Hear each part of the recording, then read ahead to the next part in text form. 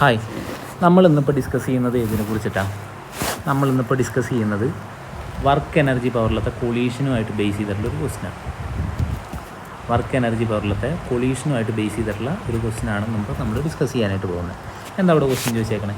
A large wedge, വലിയ wedge, അതിൻ്റെ കൂടെ തന്നെ എന്ത് തന്നിട്ടുണ്ട്? M smaller than M. M എന്ന് പറയുന്നത്, ക്യാപിറ്റൽ എം എന്ന് പറയുന്നത് mass of the wedge. Okay, അവിടേക്ക് വരാം. A large wedge of base angle alpha. Base angle alpha എന്ന് പറയുന്നത് എന്താണെന്ന് പറഞ്ഞിട്ട് കൊടുത്തിട്ടുണ്ട്. ഈ ആംഗിൾ എന്ന് പറയുന്നത് ആൽഫയാണ്. And mass M, capital letter M. ഇതിൻ്റെ മാസ് എന്ന് പറയുന്നത് capital letter M. Moving with a velocity capital letter V on a smooth floor. അപ്പോൾ ഫ്രിക്ഷൻ ഇല്ല എന്നർത്ഥം. മനസ്സിലായോ? ഫ്രിക്ഷൻ അവിടെ ഇല്ല. Has an elastic collision with the bob of mass M. ഒരു എം മാസമുള്ളൊരു ബോബിനെ ചെന്നിരിക്കുന്നു. അതൊരു സിമ്പിൾ പെൻഡുലാണ്. അതിന് ചെന്നിരിക്കുന്നു. ഹൗ from the ceiling. The velocity of the bob after the collision is. അത് ഇടിച്ചു കഴിഞ്ഞതിന് ശേഷമുള്ള ബോബിൻ്റെ അല്ലെങ്കിൽ പെൻഡുലത്തിൻ്റെ വെലോസിറ്റി എത്രയെന്നാണ് ചോദിച്ചേക്കണേ. അപ്പോൾ ആദ്യം തന്നിരിക്കുന്ന കാര്യങ്ങൾ നമുക്കൊന്ന് അനലൈസ് ചെയ്യാം. തന്നിരിക്കുന്നത് ഒരു എം മാസമുള്ളൊരു വെഡ്ജാണ്. ആ വെഡ്ജ് എന്ത് ചെയ്യുന്നു? ഒരു ഹൊറിസോണ്ടൽ സർഫസിൽ കൂടെ മൂവ് ചെയ്യുന്നു. എന്ത് വെലോസിറ്റിയിൽ? ക്യാപിറ്റൽ ലെറ്റർ വി എന്ന് പറയുന്ന വെലോസിറ്റിയിൽ മൂവ് ചെയ്യുന്നു. ആ മൂവ് ചെയ്യുന്നതിനിടയിൽ ഇതൊരു പെൻഡുലായിട്ട് കൊളൈഡ് ചെയ്യുന്നു. കൊളൈഡ് ചെയ്ത് കഴിഞ്ഞിട്ടുണ്ടെങ്കിൽ പെൻഡുലം എന്ത് ചെയ്യുന്നു? മൂവ് ചെയ്യുന്നു. ആ മൂവ് ചെയ്യുന്ന സമയത്ത് പെൻഡുലത്തിൻ്റെ വെലോസിറ്റി എത്രയാണെന്നാണ് ചോദ്യം. ആണല്ലോ. അപ്പോൾ ക്വസ്റ്റ്യൻ കണ്ടു കഴിഞ്ഞിട്ടുണ്ടെങ്കിൽ നിങ്ങൾക്ക് മനസ്സിലാവും, ഈ പറഞ്ഞിട്ടുള്ള വെഡ്ജ് പെൻഡുലത്തുമ്മെ ഇടിക്കുമ്പോൾ ഫോഴ്സ് എക്സേർട്ട് ചെയ്യുന്നത് ഒരിക്കലും ഈ ഡയറക്ഷനിലായിരിക്കില്ല, ഈ ഡയറക്ഷനിലേക്കായിരിക്കുന്നു. ഞാൻ പറഞ്ഞതിൻ്റെ കുട്ടൻസ് മനസ്സിലായ? വെഡ്ജാണ്, ട്രയാങ്കുലറാണ്. ഇതൊരു റെക്റ്റാങ്കുലർ വെഡ്ജാണെന്നുണ്ടെങ്കിൽ ഈ പറഞ്ഞ സാധനം ഇടിച്ചു കഴിഞ്ഞിട്ടുണ്ടെങ്കിൽ അത് ഇമ്പാർട്ട് ചെയ്യുന്ന ഫോഴ്സ് എലോങ് ദ ഹൊറിസോണ്ടലാണെന്ന് നമുക്ക് വൃത്തിക്ക് പറയാനായിട്ട് പറ്റും. പക്ഷേ ഇവിടെ എന്താണ്? വെഡ്ജാണ്. അപ്പോൾ ചെരിഞ്ഞാണ് ഇടിക്കുന്നത് എന്ന് പറഞ്ഞു കഴിഞ്ഞിട്ടുണ്ടെങ്കിൽ എപ്പോഴും കോണ്ടാക്റ്റ് ഉള്ള സർഫസുകൾക്ക് നോർമൽ ഡയറക്ഷനിലായിരിക്കും ഫോഴ്സ് ഉണ്ടാവുക. കൊളീഷൻ സംഭവിക്കുമ്പോൾ ശ്രദ്ധിക്കേണ്ട കാര്യം എന്താ വെച്ചിട്ടുണ്ടെങ്കിൽ രണ്ടുപേരും തമ്മിലുള്ള സർഫസിൻ്റെ കോണ്ടാക്റ്റിന് നോർമൽ ഡയറക്ഷനിലായിരിക്കും എന്ത് സംഭവിക്കുക? ഫോഴ്സ് ഉണ്ടാവുക. അപ്പോൾ ചേഞ്ച് ഇൻ മൊമെൻറ്റം ഏത് ഡയറക്ഷനിലായിരിക്കും?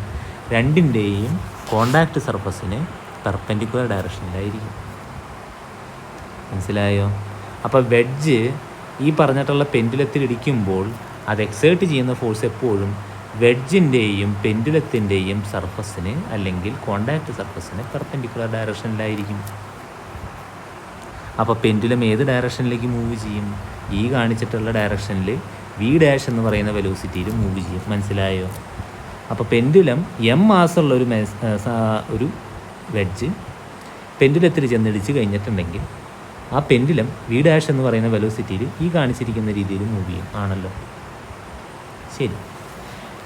ഇനി ഇതൊക്കെ കണ്ടു കഴിഞ്ഞിട്ടുണ്ടെങ്കിൽ നിങ്ങൾ വിചാരിക്കാം ചിലപ്പോൾ കൈനറ്റിക് എനർജി ഉപയോഗിച്ചിട്ട് ചെയ്യണോ, ½ എന്ന് പറഞ്ഞിട്ടുള്ള കൈനറ്റിക് എനർജി കൺസർവേഷൻ പ്രിൻസിപ്പിൾ വെച്ച് ചെയ്യണോ എന്നുള്ളതൊക്കെ നിങ്ങൾ ആലോചിക്കാം. ഒരേ ഒരു കാര്യം മാത്രം നിങ്ങൾ ആലോചിച്ചാൽ മതി. ഇ എന്ന് പറയുന്ന സാധനം എന്തോ? Coefficient of restitution. അത് നമ്മൾ പഠിച്ചിട്ടുണ്ടല്ലോ. അപ്പോൾ രണ്ട് ബോഡീസ് തമ്മിൽ കൊളൈഡ് ചെയ്യുമ്പോൾ M1 മാസുള്ള ഒരു ഒബ്ജക്റ്റും M2 മാസുള്ള ഒരു ഒബ്ജക്റ്റും V1 എന്ന് പറയുന്ന വെലോസിറ്റി, U1 എന്ന് പറയുന്ന വെലോസിറ്റി, U2 എന്ന് പറയുന്ന വെലോസിറ്റി കൊളൈഡ് ചെയ്തതിന് ശേഷം അതിൻ്റെ രണ്ടിൻ്റെയും വെലോസിറ്റി V1ഉം V2ഉമായിട്ട് മാറിയെന്ന് വിചാരിക്കും. അപ്പോൾ കോഎഫിഷ്യൻ്റ് ഓഫ് റെസ്റ്റിറ്റ്യൂഷൻ്റെ ഫോർമുല എന്താ? V2 - V1 divided by U1 - U2, അഥവാ velocity of separation after collision divided by velocity of separation before collision. അതാണ് കോഎഫിഷ്യൻ്റ് ഓഫ് റെസ്റ്റിറ്റ്യൂഷൻ്റെ ഇക്വേഷൻ. ആണല്ലോ.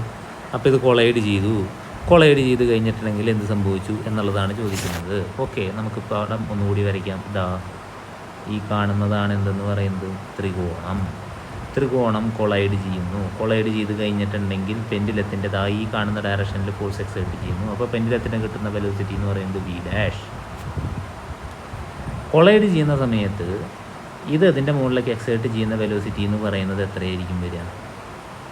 ഈ ഡയറക്ഷനിലുള്ള കോമ്പോണൻറ്റ് വി ആണ്. അപ്പോൾ ഈ ഡയറക്ഷനിൽ കൊളീഷൻ്റെ ഡയറക്ഷനിലുള്ള കോമ്പോണൻറ്റ് എത്രയാണെന്നുള്ളത് കണ്ടുപിടിക്കണ്ടേ? അത് കണ്ടുപിടിക്കണം എന്നുണ്ടെങ്കിൽ ആദ്യം നിങ്ങൾ നോക്കിയേ, ഈ ആംഗിൾ എന്ന് പറയുന്നത് ബേസ് ആംഗിൾ ആൽഫ എന്ന് കൊടുത്തിട്ടുണ്ടല്ലോ.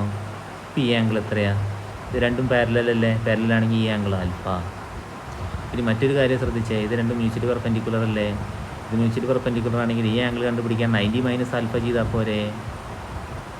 അപ്പോൾ ഇത് 90 മൈനസ് ആൽഫ, ഇത് വി എന്ന് പറയുന്ന റിസൾട്ടൻ്റ്. അപ്പോൾ ഈ കോമ്പോണൻറ്റ് വി ഡാഷ് അല്ല കേട്ടോ. വി ഡാഷ് എന്ന് പറയുന്നത് ഷെല്ലിൻ്റെയാണ്.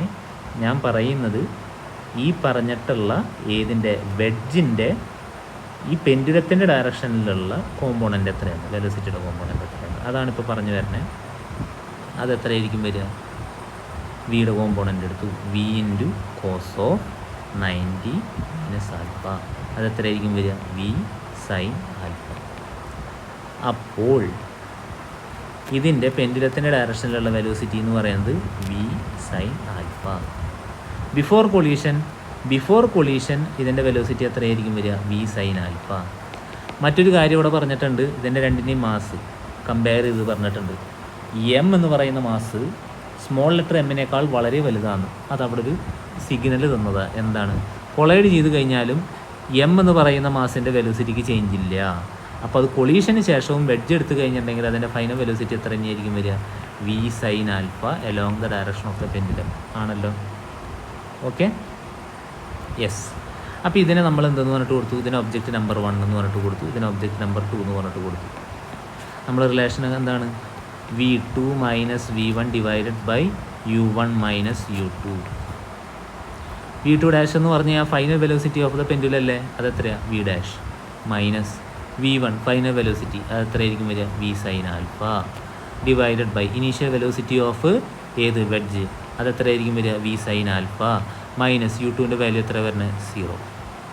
സബ്സ്റ്റിറ്റ്യൂട്ട് ചെയ്തു V dash minus V sine alpha whole divided by V sine alpha equal to 1. ഇതിൽ നിന്ന് V dash is equal to 2v sine alpha എന്ന് പറഞ്ഞിട്ടുള്ള റിസൾട്ട് നമുക്ക് കിട്ടി.